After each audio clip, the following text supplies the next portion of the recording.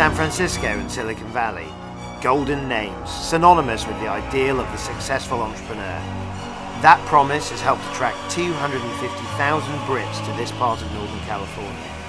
I want to find out more about the expat opportunity and what it really takes to make it in America.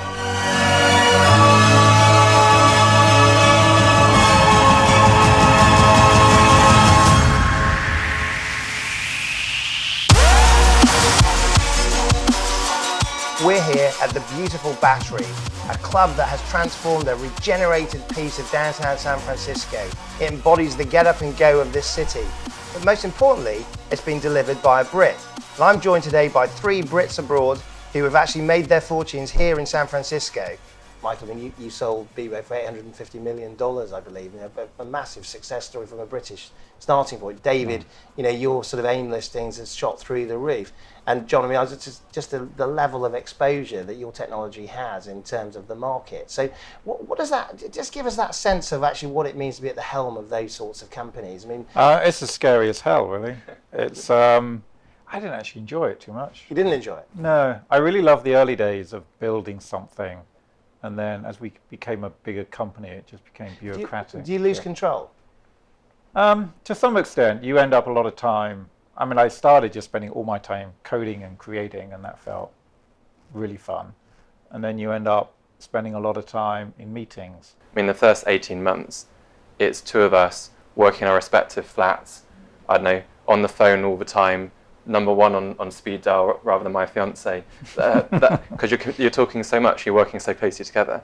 And then things change. And I remember when we got to maybe 20, 30 people, I think we just slightly changed our structure, slightly changed our processes and working. I was like, oh great, we've solved it now, and we can just get on with things. And then 3, 6 months later, it's fallen apart again, because you've carried on growing. Tell us about that kind of growth culture that's here in the Valley. I think there's a kind of can-do attitude over here. You know, you could have a conversation downstairs in the Battery here with somebody and say, you know, let's go out and create, you know, one of the top 10 software companies in the world, and the other person is likely to say, yeah, let's go and try and do that. I don't think that you'd see that conversation happen in the UK. You know, if you had that conversation in the UK, they'd say, well, bloody hell, you're kidding me, aren't you? I think a lot of things in the UK kind of follow what happens in America. So I feel it has changed, but I don't feel it's where America's at.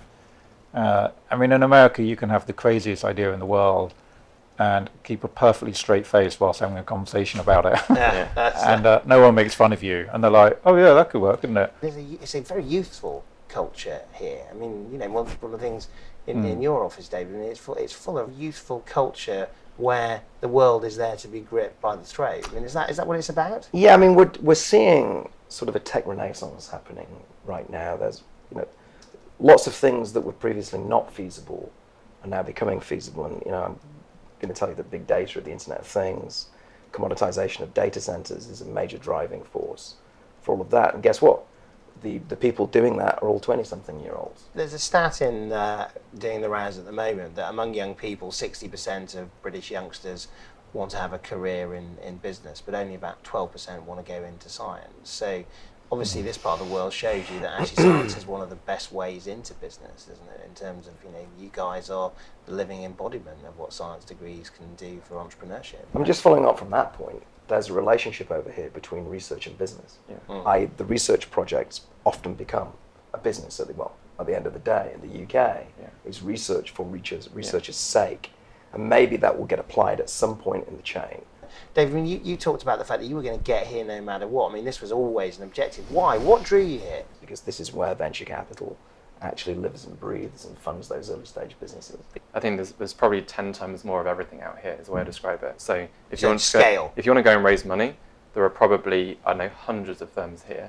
In the UK, there are tens of firms you go and speak to. I'm part of a fund, Pro Founders Capital, that invests primarily in London, UK-based companies, and you know, our challenge is finding the right ones to invest in.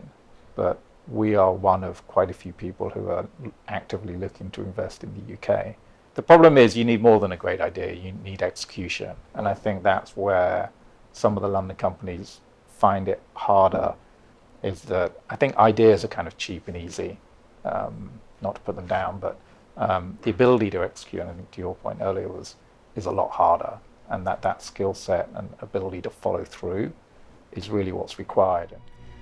These are the views of some of our most successful US-based entrepreneurs, business leaders who have seized the day with drive and determination.